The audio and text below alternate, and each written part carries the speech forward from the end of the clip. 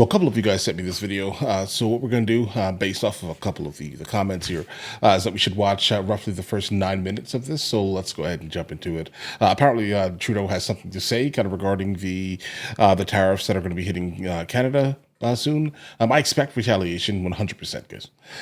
I also expect retaliation from many places. We also recently did a video kind of regarding how other countries are trying to still kind of go around the tariffs by putting their, manufacturing companies within other nations that are not tariffed, guys. So let's just see where this takes us. Suggestion via Discord, guys. So today, the United States launched a trade war against Canada. Okay. Their closest partner and ally, their closest friend. At the same time, they're talking about working positively with Russia, appeasing Vladimir Putin, a lying, murderous dictator. Yeah, not a super fan of that specific action, but we'll get into that later. Make that make sense. Canadians are reasonable, and we are polite. But we will not back down from a fight. Not when our country and the well-being of everyone in it is at stake. At the moment, the U.S. tariffs came into effect in the early hours of this morning, and so did the Canadian response. Canada will be implementing 25% tariffs against $155 billion worth of American goods, starting with tariffs on $30 billion worth of goods immediately, and tariffs on the remaining $125 billion of American products in 21 days' time. Should these tariffs not cease, we are in active and ongoing discussions with provinces and territories to pursue several non-tariff measures. Measures which will demonstrate that there are no winners in a trade war. Now, just like I did a month ago, I want to speak first directly to the American people. Okay, here. We don't want this. We want to work with you as a friend and ally. And we don't want to see you hurt either. But your government has chosen to do this to you. As of this morning, markets are down, and inflation is set to rise dramatically all across your country.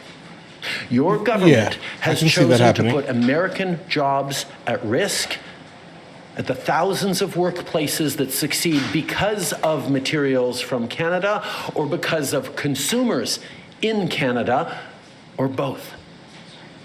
They've chosen to raise costs for American consumers on everyday essential items like groceries and gas, on major purchases like cars and homes, and everything in between.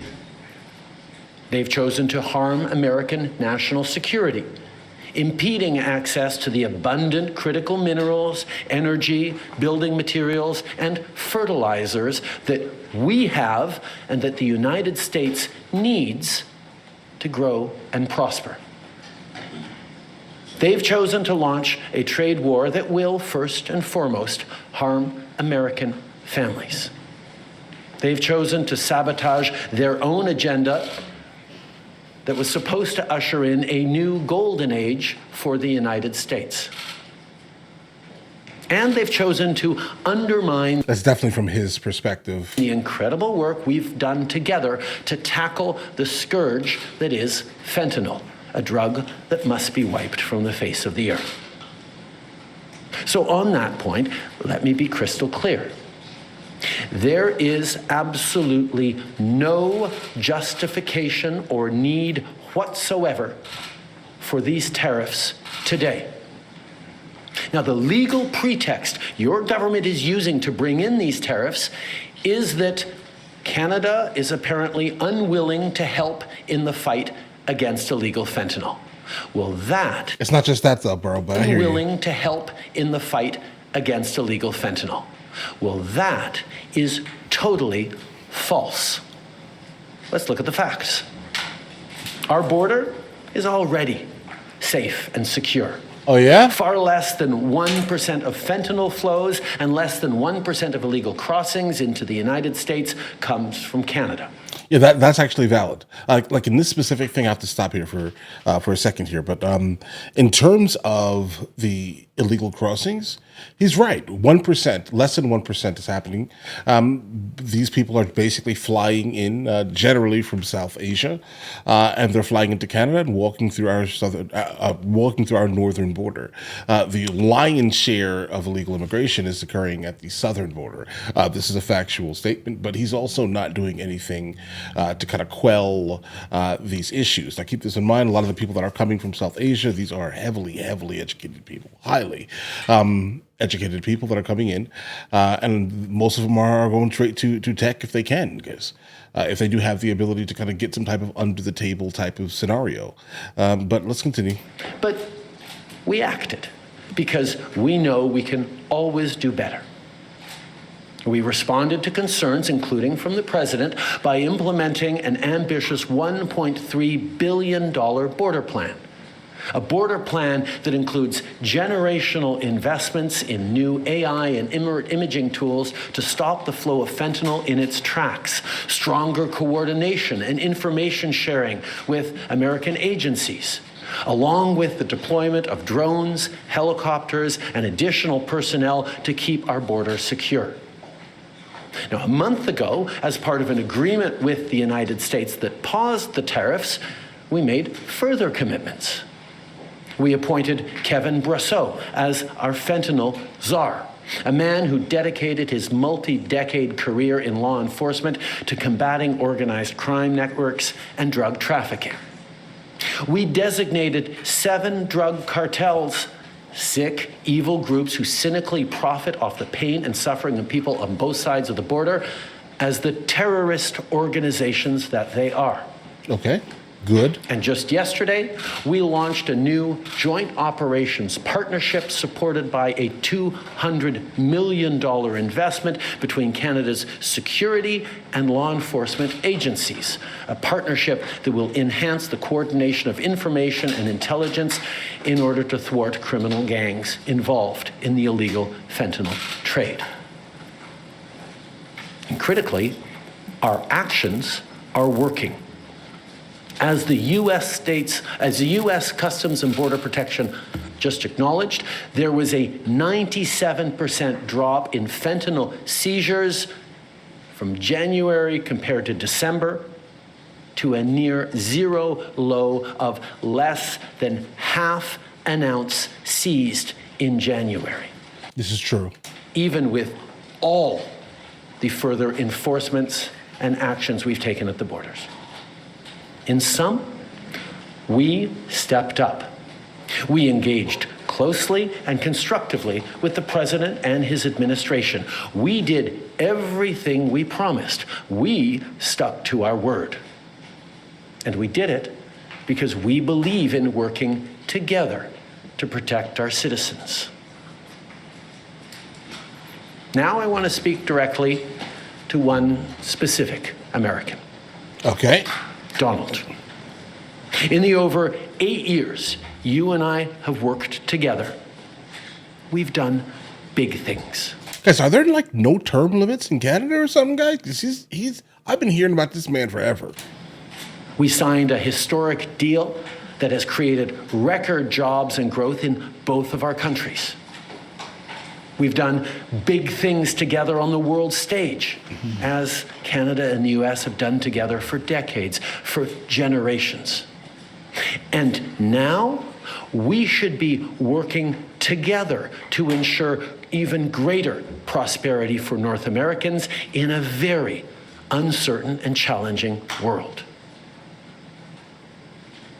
Now, it's not in my habit to agree with the Wall Street Journal, but Donald, they point out that even though you're a very smart guy, this is a very dumb thing to do. All right, guys. So I'm actually passing the time that you guys told me to stop, but I'm guessing it's just going to end at some time here. Let's go. We two friends fighting is exactly what our opponents around the world want to see. And now to my fellow Canadians. I'm guessing that was probably it. All right, so here's the thing here, guys. I've never been a super fan of the tariffs. I've just never been like a absolute super fan until you gave me an option here. Now, I'm absolutely someone who would love to see the IRS completely abolished. Right now, if we do have the ability to utilize some type of external revenue service instead of the internal revenue service, I'm going to back that to the end of time.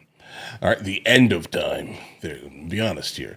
If we can allow basically all of these gigantic countries who've been financially taking advantage of us forever to pay our taxes, let's say, I'm down with that. I like the idea, the concept of that.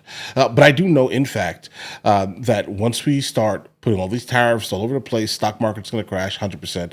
There are going to be a lot of super rich people that have been, for example, super rich people and brokers who have been pulling capital to make it liquid for this very specific moment in time, to basically tank the stock market so they can buy everything for low. I see how the stock market is right now because I'm in it. And I can definitely tell you right now, there are a lot of people buying hard right now. They're buying a lot, okay? Just waiting for the stock market to go back up. Who knows when that will actually happen, but when it does, a lot of million and billionaires are about to be made during this time. That's just the reality of the facts here.